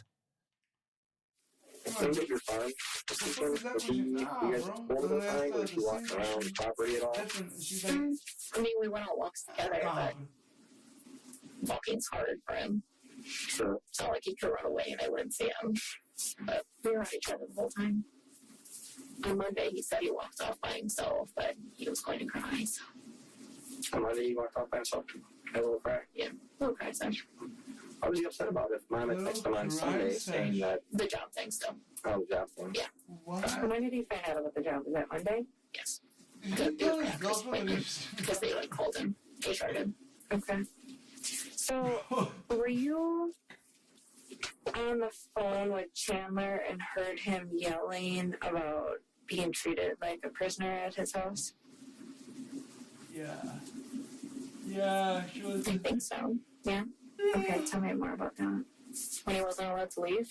Yeah, she wouldn't. And that was after the fall, right? When he was recovery / payback 2 weeks for the money that he owes them. Yeah, that sounds familiar. Yeah. What day was that? But he's still talking about being a prisoner? I don't know. No, like recently? It just sounds familiar. Oh, Is that something that he normally complained about? Yeah, yeah. like he's only allowed to leave when his parents let him leave. Like Yes. their house, their rules. Like if they wanted him home, they'd be like, no, you can't go. Everything about Kat's answer, the long pause before speaking, the glances around the room, and the vague answer are all red flags for signs of anxiety or concern. She seems uncomfortable and reluctant to speak negatively of him. However, she might also be glancing around because it's likely that Kat has many conversations with Chandler, so she's not always going to recall exactly when each conversation took place. Additionally, the fact that she can't remember what day the conversation occurred could be an indication that this sort of situation happens often. In text messages between Chandler and Kat, it's clear that he felt his parents were overbearing. It's funny In how one, she doesn't Chandler have any tells pictures Kat for he told this. his mom, I She won't had be your pictures for prisoner everything else anymore. before. And that, quote, she's actually trying to jail me Like- when she knows I can be more comfortable Yeah, somewhere so else. this is me In one sucking instance, his dick. Chandler told Kat that she can't come That's me over, sticking my and he finger can't in leave the his ass. house because he owes his parents That's $1,200. When Kat sucking a offers to ping pong Venmo ball him the out of money, his he garden says he hose. can't take it because his parents see the transactions. The That's next day, me Chandler at- tells at her that he's work, still and on it's a ping pong lockdown, gun. and Kat replies that she doesn't understand why his parents are being weird and selective on when she can see him. In an even more concerning series of messages, Chandler tells Kat that his mom wants him to go to the cabin, but he's going to tell her he has plans with Kat and threatens to end his own life. What? Kat replies cryptically that he's so close to freedom. Chandler then states that he's, quote, not gonna tell them with you there. You don't have to be there to watch them hit me. Chandler might have conflict with his parents frequently where they forbid him from leaving the home. So Kat is maybe accustomed to Chandler complaining about this. I don't know if this is a normal response, Chandler gonna bro. tell Bro, this could be her telling him. Kill himself. He is so close to freedom. Bro, this could be interpreted in so many ways. Her telling him to do it. Do it, Anakin Skywalker, do it. Join the dark side. Right? That could be her. But it could also be her saying, hey, you're almost independent. You're really close to freedom, as in a good way, right? As in being independent. I wonder which one she meant. them with you there. You don't have to be there to watch them hit me. Chandler might have conflict with his parents frequently where they forbid him from leaving the home. So Kat is maybe accustomed to Chandler complaining about this. Is his dad a strict father? You know, a lot of dads are overly strict. Like, he's strict, but, like, he still makes jokes, laughs with them. Like I said, fishes with them. The prisoner thing, I think he was just being dramatic. Like, what kid wouldn't call their parent a prisoner if they're, like, not allowed to leave often? Or, like, they want to go do something and their parents are like, no. You know? I was raised right. Like, that's just my perspective. I'm not trying to be like, no. Nah, I didn't feel like It's a prisoner sometimes. just sounds like a normal kid thing to say to me. He's right. Also, Chandler isn't a kid. He's 23 years old. However, even Kat is referring to him as a kid. It's as though she subconsciously recognizes his immaturity. Oh, come on. While Kat wouldn't describe the Haldersons as overly strict parents, there's no telling how Chandler must have felt as their son. Based on the information she gave, they definitely seem overbearing and a little more involved in Chandler's life than the average parents would be, given that he is in reality a grown man. That's good. It seems like they bossed him around and treated him like a child. As well, Chandler's parents may have been overbearing as a response to their son's personality, his immaturity and inability to face stressors like an adult. He clearly had severe emotional problems, such as a severe lack of assertiveness and poor anger control. Individuals raised in this kind of environment tend to be immature, are less self-motivated and self-reliant, and have trouble bouncing back when things don't go well. Do you guys think it's Chandler or something? We're just making sure that we're okay, because you're asking a lot of questions about him. But that's what my friends and I were talking about. We're like, okay, he's like the only one who lives with them, so, and like, he's the only one I have a relationship with. Like, I'm not, you know, Caitlin, I can't answer questions about Mitch. Right. But it's still like, because like, the shock I will feel, and like, I think I'll just be so mentally up if like I find out he took that. Like, I mean, who else is it gonna be, bro? But your fucking boyfriend. Oh, I hope it's not him because, oh yeah, bro, it's gonna be Jimmy from across the street. Come on, dog. Come on, dog. He's been telling you in the DMs, I gotta get away from this family, bro. Like, come on. He's been, yo, man, he's been complaining like the whole time. And now she's like, yeah. It just seems not Chandler at all. Yeah. It sounds like the once confident Oh, Kat she is doesn't starting know to bend to the Chandler. idea that Chandler had something to do with this. She's even beginning to imagine how she would feel if it were the truth. Yeah. Kat is very I would animated and feel expressive. horrible. She seems to be using a lot of hand gestures here because In being comes comedic Kat seems 6 to help months her when later. talking about I difficult or love uncomfortable you. things. It seems like she falls back on humor to cope with stress or other emotions she might be feeling. Oh, baby, I miss you. So you don't think there's any way Oh my that, God, don't say it that way. I love Chandler's you. involved in the disappearance? No, I told Liz that like if it's Chandler, I'm gonna be severely mental stuff after this. Like, I just can't see it being him. Like, As well, when she states that she doesn't think Chandler did it, her palms are up. Palms up is generally considered a low confidence body position, meaning that she may be feeling unsure about this statement. If it was, would you help him? no, I'm sorry. Excuse my French. Like, that's crazy. Like, I could no. Like, I'm sorry. Like, I can't stand blood. Like, blood scares me. Like, dead bodies. Like, Bro, she's just lying through her teeth. Would you help him? Oh, no, I wouldn't. Fucking 3 months later, they're talking on the phone. Yo, baby, I miss you. And she's like, oh my God, I love you. Bro, you would help him bury the body. Stop lying to me. I was good at dissections, but like, that's animals. But like, killing people, especially like Mr. and Mrs. Hallerson, I'm sorry, that's like different levels of stuff. And yet you're still with Like, him. I'm sorry that I'm after you freaking out did now, it. but like, Her hand gestures here seem to get shaky. She's almost trying to push the officer's idea away as if she completely rejects the idea and wouldn't want to be associated with it. Also notice that she chuckles a few times. Again, it seems like she uses humor to get herself through stress. But here her distress has superseded her usual jovial and animated responses. She says she's freaking out, and that's definitely true. So you had nothing to do with their disappearance? No. You don't think Chandler did? No. You think anybody, Mitchell, you think he would have anything to do with it? No, I just can't see people wanting to hurt them. Like, that's the thing. Okay. That's why we're so worried. Like, we don't know who would do this to them. What would the possibility be for us to literally take your cell phone and analyze it? We're trying to verify some things that So you have all the timestamps, right? So, I mean, you have all the pictures. So we have a guy that could download it while you're here. Like, you wouldn't have to leave it with us. And you can limit what he looks at. Not gonna lie, we don't care about those. Okay. We don't. But she All we does. care about is the text messages from you, No, but she Chandler, Snapchat history, any social media stuff, and we're really just looking for probably.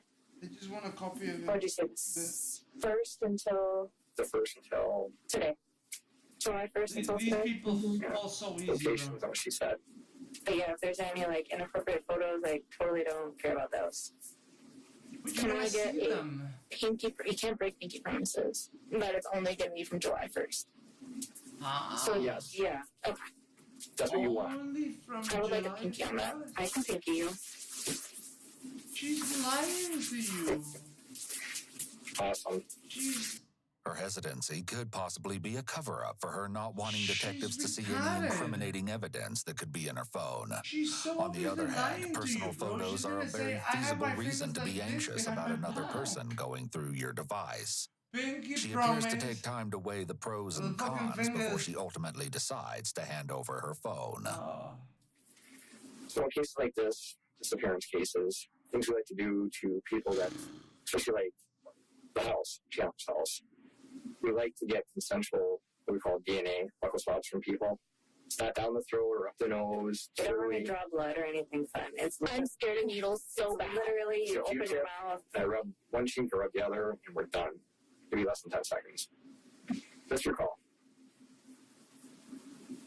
She's gonna say Just yes. helps.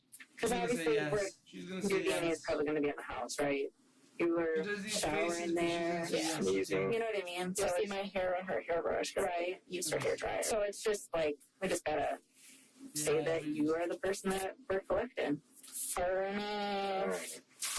I actually have one. I read I girls don't know like if I want a this. sweaty binder one. Yo, Kat is given a sweaty binder buccal swab. All the while, the conversation with detectives drags on.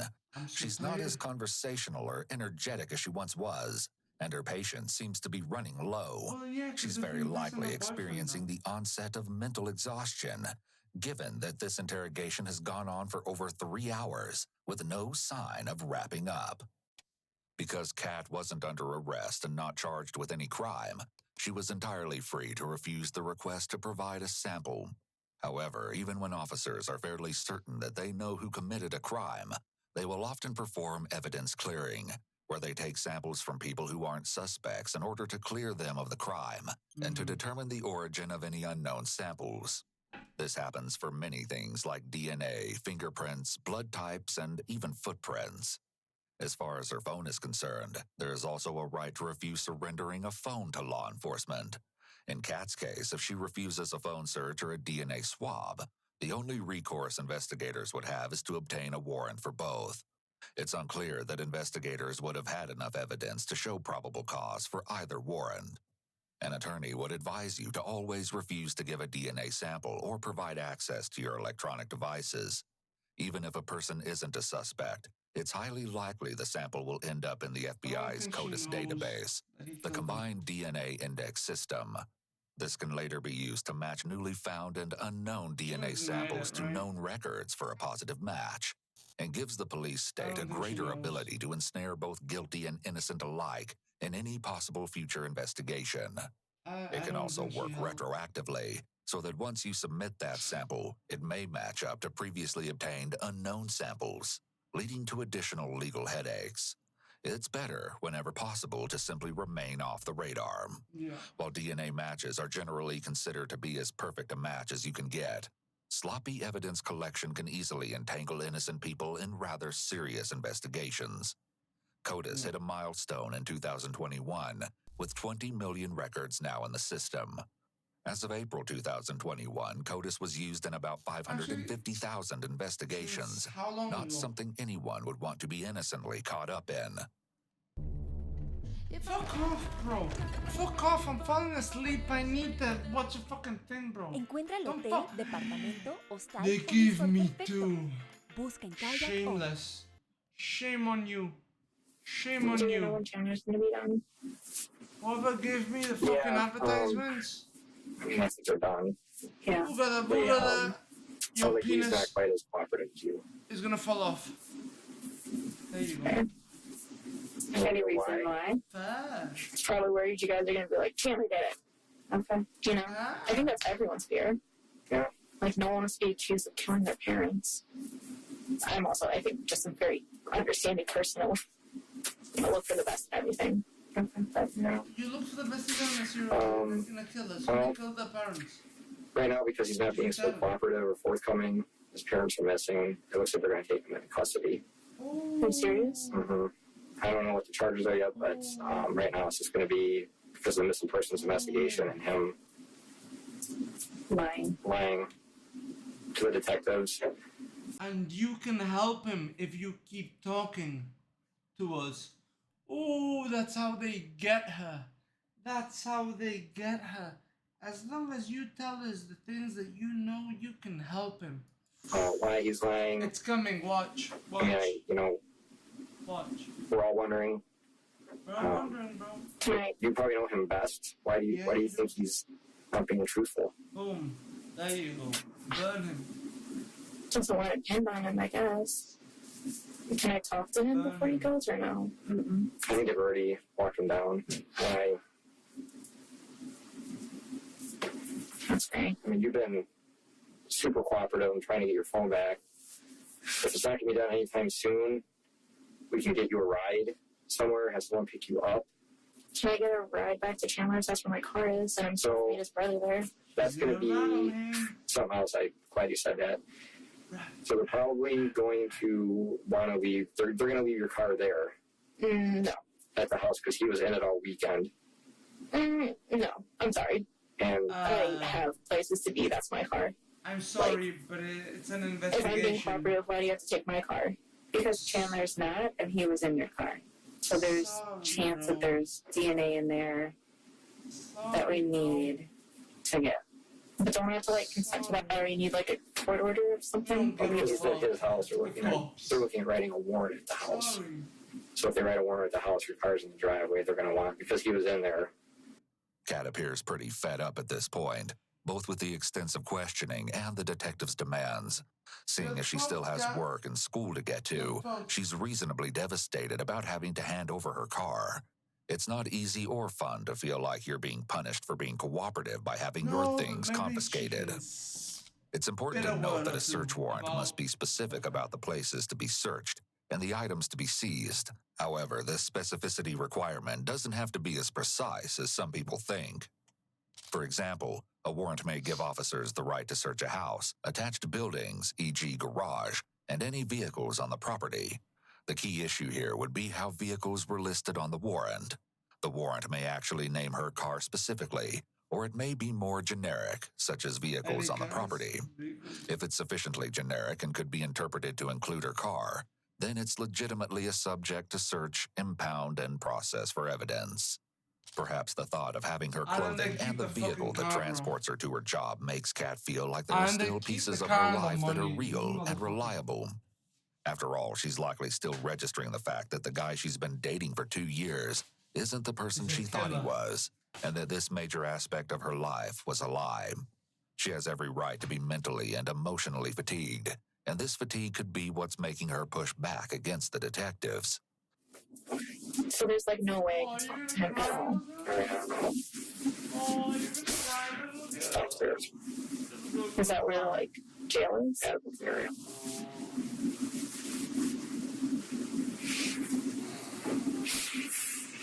So, what exactly did detectives find that led to Chandler's sudden arrest? The answer isn't easy to stomach. The same afternoon that Chandler was being interrogated, police received groundbreaking information from none other than Kat's mother, Dolce, and her girlfriend. Oh, I was gonna say, wait, she's a lesbian? I was gonna say, not on the, obviously in the farm, right? In the farm, when he went there alone, he went there to bury them. Because he couldn't have burnt their bodies and then broken them into pieces in the little furnace that he has. That's not gonna happen. You need way more temperature, dude. Way more temperature, way more time. And you need to crush the bones, alright? Without, a hammer's not gonna do the job. Hammer's not gonna do the job. So he probably buried them in the fucking, in the farm. And Cress. Dolce told police that she thought Chandler's behavior had been strange lately, and she'd actually begun to believe he was using some kind of narcotic. Oddly, an officer also described Chandler's pupils as looking like pinpoints, But this wasn't the only story she had to tell. On Monday, July 5th, Chandler visited the farm without Kat and asked Cress if he could use her pool, to which Cress consented. Both her and Dolce were present at the farm that day, and not long after Chandler walked away from the house and disappeared towards the pool, the couple resolved to go for a swim as well. The two hopped on Cress's tractor and made their way across the field towards the pool. However, as they rode along, they saw no sign of Chandler. What they did see through the open doors of the large barn was Chandler's car. The car was parked on the opposite side of the barn, near the wooded area of the farm. Once they got closer, they could see that the trunk was open and Chandler wasn't anywhere in sight. After a minute, they simply continued on their way to the pool. A few minutes later, while they were swimming, they both spotted Chandler walking along the edge of the woods near where his car was parked. He walked away from the tree line and directly towards them. Once he got into the pool, the women noticed that he seemed to splash his chest, arms, and face with the water, as if washing himself off. Then, after staring off into space for a few moments, Chandler left suddenly. Cress made a haunting comment to police, stating that she had recently noticed something strange: vultures circling the woods on the property. Police inspected the woods near where Chandler had been seen, and it wasn't long before they made their first gut-churning discovery: a male human torso. The arms and head were completely missing, and the legs were cut off above the knee. Just as disturbing, Chandler had described that his father wore those cheesy dad joke shirts, and the torso was found still wearing a t-shirt with a joke about sarcasm on it. Investigators also found several cutting tools, including scissors, a saw, bolt cutters, and a long blade, discarded in an empty oil drum by the barn. This was enough to charge Chandler with his father's murder. Interestingly, the medical examiner would later note that there were noticeable differences in the marks left by the tools used to dismember the torso, which could possibly indicate that more than one person made the marks. However, his mother, Krista, was still missing. She wouldn't remain missing for long, though. In fact, Kat would be the one to lead police to Krista about a week later. Anything you want to tell us right away? When we met yesterday, because I have been keeping up with the media, I haven't been watching any of the trials for my own mental health, and he was catching me up. Notice here how she's now cuddling with the stuffed animal, clearly in distress and seeking a comfort tool, even though it's an item typically considered childish. It also provides a bit of a barrier between herself and the detectives, who are tearing her world apart as they find out the truth. When the Wisconsin River was mentioned, we were mulling over it. I was. And I recalled taking a screenshot of him near the Wisconsin River because we share Snapchat locations with each other. And he wasn't responding to me. He always snaps me. And so I just have it putting him there at July 3rd at in the morning. Okay. It's from Snapchat. I don't know if you use that, but that's him by the Wisconsin River off of Gulf Road. Okay. And that's the 8:58 okay. in the morning. Sure. And then my phone always tells me what day it is. So it's July 3rd, 8:58 a.m. Okay. And I placed him there 4 minutes before, so 54. Okay. Have you been to that spot? Do you know? I don't know if it's that specific spot, but we used to swim on the Wisconsin River. Okay. And it's one of the spots we would just go to. And I've only been there maybe 3 times, but he's gone swimming there a couple times. Because when you use Snapchat, when you open up the Snap, open up the app, that's when it's going to update your location. If you don't open up the app, your location won't update at all. And I was like, hey, where you at? You're not responding to me on Snapchat. And we ended up calling, and he just said he was in a dead zone. I was like, what are you doing out there? I think over the phone I was like, are you swimming in the Wisconsin River after his fall? That's safe. What did he say he was doing? He said he was running errands to get CBD. Okay. And Philippines. Yeah, he said that's where his guy was, like, because they were going to give it to him for free or something. Okay. So he could just try it out. That's sketchy. So he said his guy was going to meet him where his location was? Like, no, he was driving. Okay. So I think it was all overhauled, like, a couple weeks ago. But I think he was trying to say, like, he was driving back. And, so he never says he's actually there for a period of time? Where his location is? No, but when you're in a car, it shows you in a little car driving. So if he was moving, it would have said that. But he wasn't. No, his location was just sitting there standing, and that means he's stuck there.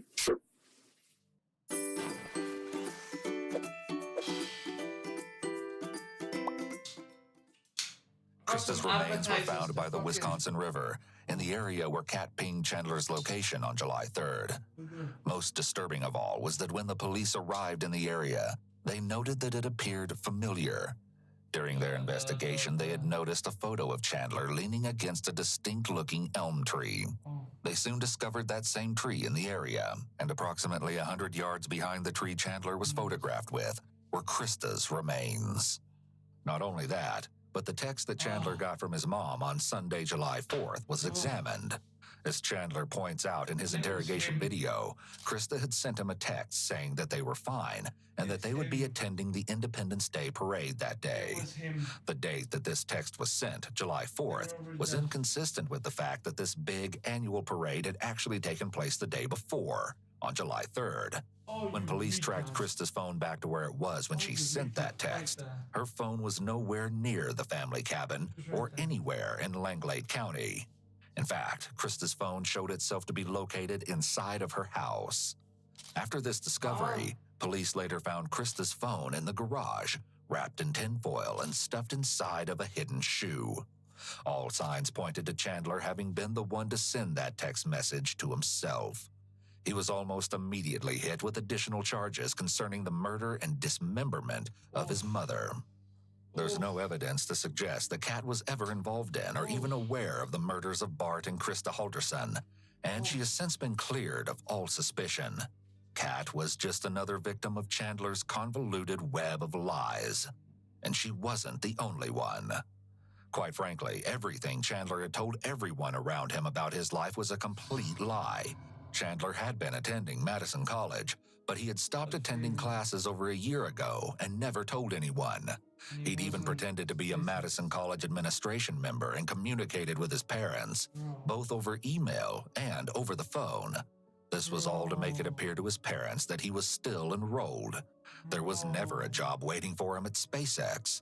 He'd never secured an apartment in Florida with plans to move himself and Kat there. He very likely faked the fall or caused the fall on purpose right before he was scheduled to leave for Florida in order to avoid facing that lie. He'd never been on a police scuba diving team, but what he'd certainly done was manage to convince everyone in his life that this was his reality. It's worthy to note that pathological lying and conning behavior such as this can be signs of psychopathy or antisocial personality disorder.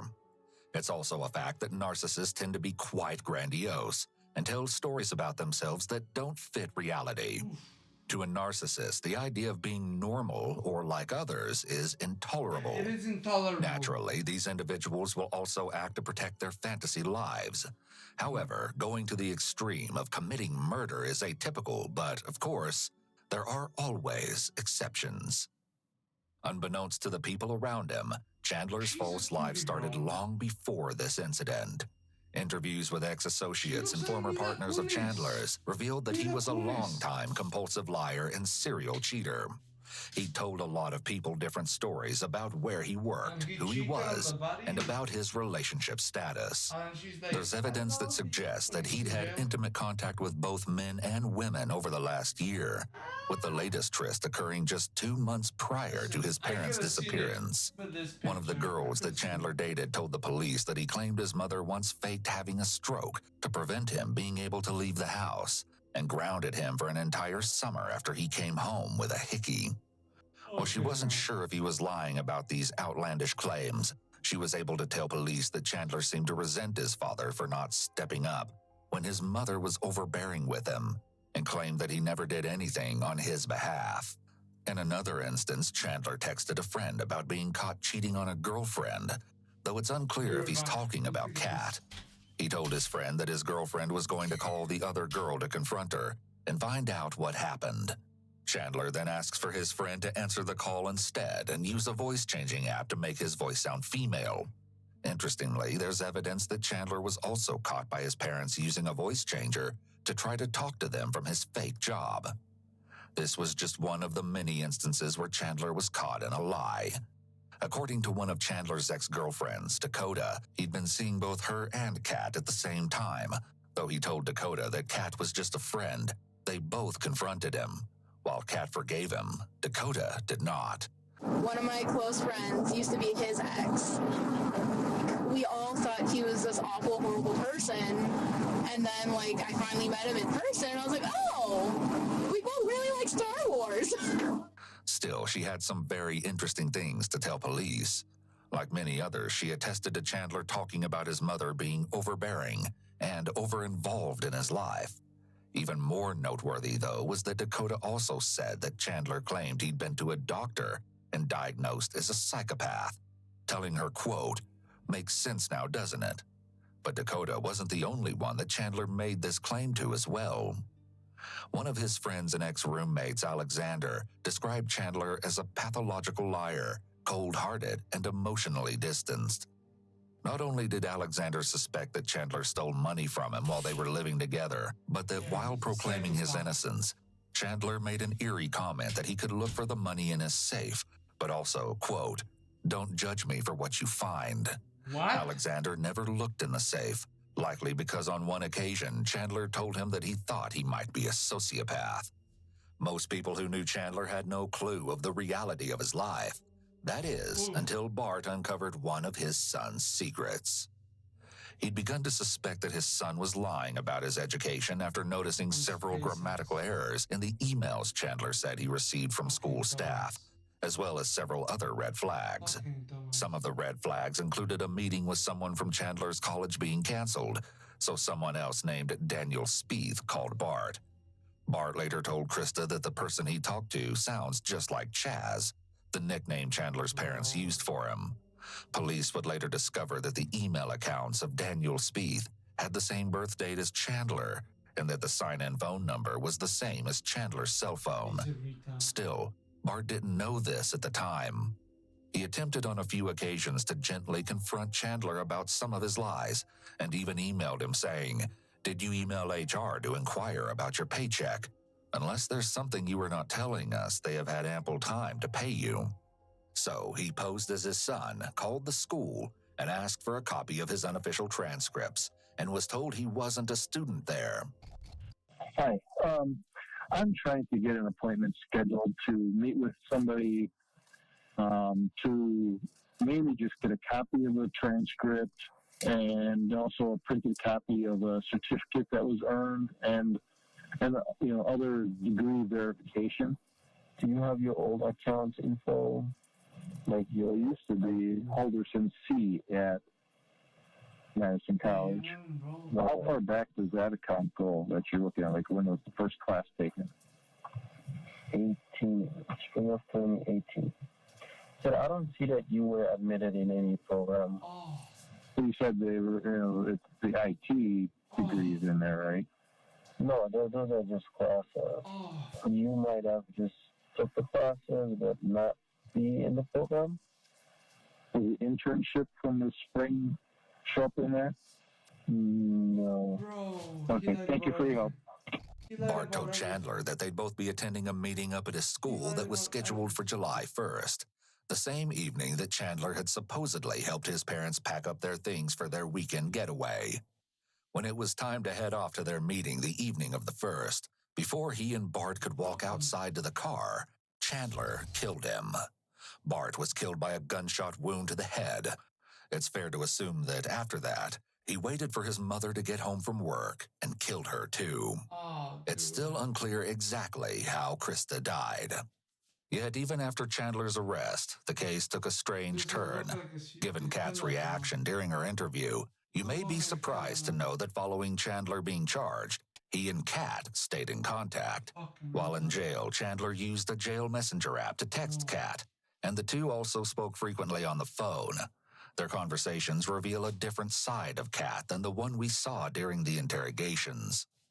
On September 9th, 2021, Chandler texted Kat saying, "Good morning, wifey. Today is court, so I'm sorry if you have to hear about it." Kat responded, "Good morning, hubby. I love you and everything is going to be okay. Just do your hair, wear your glasses, and show people you don't look like a monster like how they're trying to say you are on the news. Remember to relax and don't be too intense." The two made plans to buy an espresso machine and save so they had money for when they both attended school, and shop for new clothes when Chandler got out of jail. Chandler was optimistic that not only would he be out of prison soon, but that he would be able to get a job quickly. He also messaged her saying that, "I got you still, and that's all I need." In calls from prison, Chandler was able to speak with Kat and her mother on the phone. Are you going to stay there until January? I don't know about myself. I'm in a mental health path, so they might put me in general population eventually. But trying to stay there. Oh, yeah, I will. It's more safe for you, you know? Yeah. I can't, if you go to the population, try I'm falling to asleep right now, but I'm not gonna lie. to We're stay watching with you. some other people, you know? Yeah. Killed his And parents or chopped them up sometimes and left it them is in a better fucking farm. to say what And happened. then Like, his girlfriend is like, if you don't say what are on the you there phone. for, people thinking that you are there for something else, maybe. I don't want you to be hurt. Well, don't worry about it. I'm all on the TV, so everyone knows I actually belong in jail. Oh, And no one's going to be thinking I'm a snitch, so don't worry. Oh, okay. Oh. But you know, of Dane County Prison, anywhere that I would be housed, just given what they're thinking of me, like I'm a crazy person, I'm going to have my own room, and I won't really have to worry about other people. I appreciate you worrying about me and caring for me.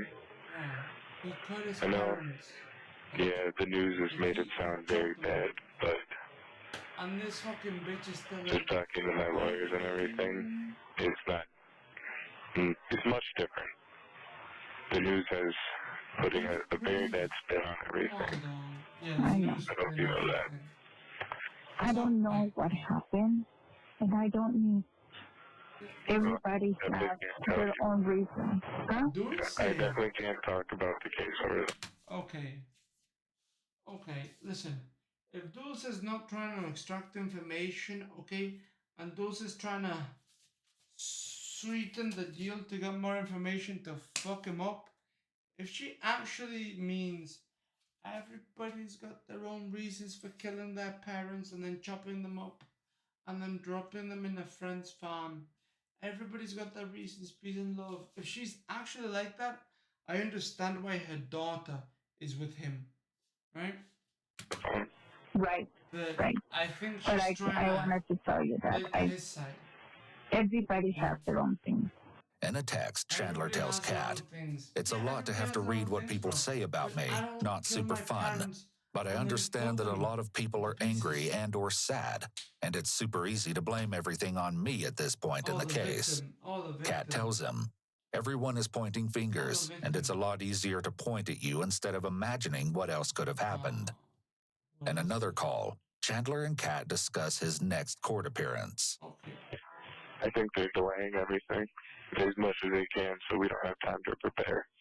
Well, got your glasses, got your colored pencil to highlight important things. I don't think that would last in jail. I don't know how you do it. Yeah, not well. Mentally, other than that, I seem to be doing actually pretty well. She's like, hey, you got your pencils? Look, You got your pencils I'm in happy. yet? You're good. I was worried you're going to get beat up or something. Just highlight it. No. Just highlight it. People It's stay okay, clear. listen. Just pull out your colored pencils and highlight important stuff. And this Bro, is this isn't high school, your nose. retard. I'm going to jail. That's crooked. Maybe I can get beat up in here and someone will punch it so hard it fixes itself. I love you and I miss you. Look at that! Love you. Even after Chandler's incarceration, Kat continued to foot the bill for him. In their jail messages, they talked about how Kat had paid Chandler's lawyers. He thanks her and texts back, "Oof, sorry, hun. You'll be well compensated when I'm out." At one point, they discuss maybe selling some of Chandler's drawings that he's created while in prison. And he messages her saying, "I'm drawing a bit more than I used to. Maybe you could sell my pictures to someone and make money for your mattress." Bro. They're not good pictures, but I'm apparently famous, or rather infamous at this point. I don't know, just an idea that might help you out. Oof. You could sell them and who knows, it could get you something nice. Kat responds, "LOL, wishing you the best of luck with the love letter. If I sell the photos, I'm just scared people are going to find out I'm the girlfriend, and I really don't want to deal with that right now. One of the reasons for moving was due to a reporter showing up to the house and a not-so-good experience." Chandler answers, "You know I can't talk over this, baby. If anything, I'd have lawyers catch you up." And Kat texts back, "I know it's not in your best interest to talk about it over the jail app, LOL." The last message we can see exchanged between the two was from Kat on September 30th, 2021, reading, "Hey, since you didn't call, I'm going to assume something happened. I hope you're okay and safe and are able to sleep well tonight. I love you a lot." It's unclear why Kat continued communication with Chandler after his arrest. Perhaps she was in denial. After all, it was a huge pill to swallow. The idea that her boyfriend had so barbarically slayed both of his parents was unthinkable. However, before the trial rolled around, Kat experienced a change of heart. She'd accepted that Chandler's life was a complete and utter lie, though the details of how or when exactly this occurred are unknown. Chandler pleaded not guilty in September of 2021. However, he refused to talk to his appointed lawyers about the case or testify at his own trial. His trial began in January, and due to his lack of cooperation and the pile of evidence against him, the case was practically open and shut. Among the evidence gathered was surveillance footage from a Fleet Farm department store that showed Chandler purchasing a tarp. This tarp would also later be found on the farm, rolled up and discarded in a garbage can. Also found on Cress's property was a white plastic grocery bag at the bottom of a recycling bin. Inside the bag, there were several balled-up paper towels, which were covered in a substance that appeared to be old, dried blood. In addition, Chandler was caught on surveillance camera picking up some large bags of ice from a Target store on July 3rd and from Quick Trip on July 1st. Chandler's internet search history also ended up being one of the biggest clues to his involvement. On July 7th, less than a week after his parents went missing, Chandler searched for body found in Wisconsin, woman's body found in Wisconsin, Wisconsin dismembered body found, dead body found in Wisconsin, body found in Milwaukee River 2021, and Bart and Krista. Through the investigator, While the messenger hide the item. Fucking 2021, and Bart and Krista. Through the investigation, neighbors also provided some damning evidence. One claimed to have smelled burning wood, followed by an odor of barbecued meat in the air on the night of July 1st. Another neighbor provided security camera footage that showed a flickering light emanating from the Halderson home during the very early morning hours of July 2nd, from approximately midnight until about 4:30 a.m. Only one question remains. Where had Chandler stored the bodies while Kat was over for the weekend? It appears we may never know. Further investigation of the Haldersons' home uncovered the presence of more than 200 bone fragments in the fireplace. The use of a blue light exposed traces of blood in front of the fireplace and on the basement floor of the home that had been cleaned, just as Chandler had reported. However, the amount of blood present was way more than anything a cut on the toe, a nosebleed, or scratches could have produced. Then, of course, there's the fact that in the days following their disappearances, Chandler was spotted in both areas where his parents' remains were discovered. The jury would deliberate for only 2 hours. after which they would find Chandler Holderson guilty of the intentional homicide of his parents, Bart and Krista Holderson. He was also found guilty of 2 counts of giving false information regarding a missing person and 2 counts of mutilating a body. Chandler requested not to be present at his sentencing, but his request was denied, and he was forced to attend. At his sentencing on March 17, 2022, Chandler's defense team pleaded for the possibility of parole, but the judge would state that in order to fulfill his duty of ensuring the safety of the public, he had to hand down a sentence that would guarantee that Chandler would never walk the streets again. He was sentenced to life in prison without the possibility of parole. Chandler only had one thing to say at his sentencing. He made a brief statement saying that he planned to appeal the verdict and that if any criminal lawyers were watching and wanted to take on his case, they should reach out to him as soon as possible. And he wasn't kidding. On March 30th, 2023, Chandler submitted a notice of no merit appeal for his conviction. This is exactly what it sounds like, an appeal filed by a lawyer who doesn't believe there's actual reasonable grounds for an appeal. Chandler is currently serving his life sentence at the Dodge Correctional Institute in Waupun, Wisconsin. I'm not demanding, I'm asking nice. What a sick fucking being, dude. Killing your parents, like killing them and then chopping them up into pieces. Burning them. Oof, yeah, that's a sick motherfucker, bro. Boys,